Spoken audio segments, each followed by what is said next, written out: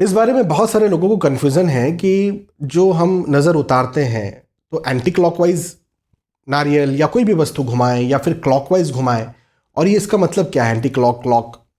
तो मैं आपको आज इस वीडियो में समझाने जा रहा हूं। देखें,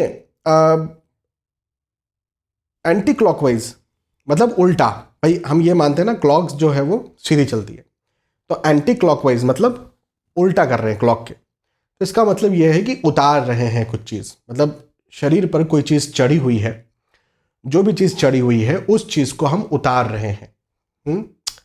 और क्लॉकवाइज, क्लॉक का मतलब है चढ़ाना, कि कोई चीज़ जो शरीर पर नहीं है हम उसे चढ़ाना चाहते हैं।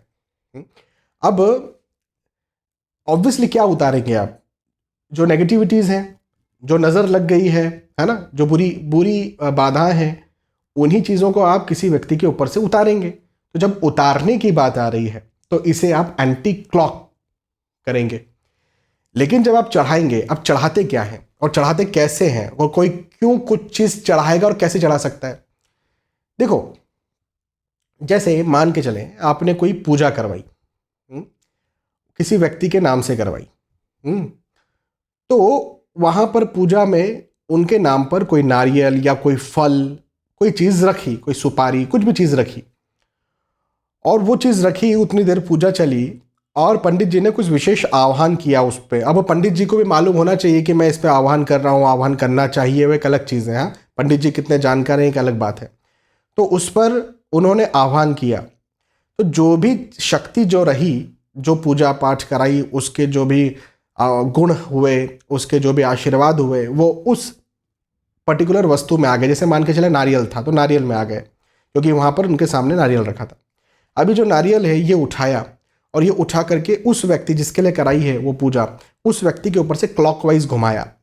क्लॉकवाइज घुमाने से क्या हुआ, वो जो पॉजिटिव एनर्जी जो नारियल के अंदर आई थी वो अब घुमा करके उस इंसान के ऊपर चढ़ गई है। तो बस यही मान्यता है। ऐसे कहीं देव स्थान पर कोई नारियल रखा हुआ हो तो वहाँ से उठा करके और व्यक्ति के ऊपर से क्लॉकवाइज घुमाया कि वहाँ की पॉजिटिव एनर्जी इस व्यक्ति के ऊपर चढ़ गई। तो जो नया नारियल आप खरीदते हैं, हाँ, खरीद करके जब आप एंटी क्लॉकवाइज उसे घुमाते हैं तो उस पर्सन जिसके ऊपर से वो नारियल घुमाया है उसके ऊपर से नेगेटिव एनर्जी आपने अब उतारी है। अब उतार करके उस नारियल को फोड़ करके खाना नहीं है, उस नारियल को या तो कहीं नदी में, पवित्र नदी हो तो बहुत अच्छी बात है, श्री नर्मदा जी, गंगा जी, यमुना जी, उनमें प्रवाहित कर दें। यदि इतनी बड़ी नदी नहीं है, छोटी नदी भी है, वहाँ पर भी प्रवाहित किया जा सकता है, या फिर कहीं मंदिर में जा करके रख के आ सकते हैं, तो रख करके आ जाए। हाँ, यदि उतारना है, नेगेटिविटीज़ उतारना है और चढ़ाना है, तो ऑब्वियसली क्लॉकवाइज आपने घुमाया और घुमा करके जो है उसे फोड़ा, और फोड़ करके फिर उसे खाया। उस व्यक्ति ने खाया जिसके ऊपर आप पॉजिटिविटी चढ़ाना चाह रहे हैं। तो ये कुछ अंतर होते हैं क्लॉकवाइज और एंटी क्लॉकवाइज में। मुझे लगता है कि आपको ये बात आज समझ में आ गई होगी। बहुत बहुत धन्यवाद। जय श्री सीताराम।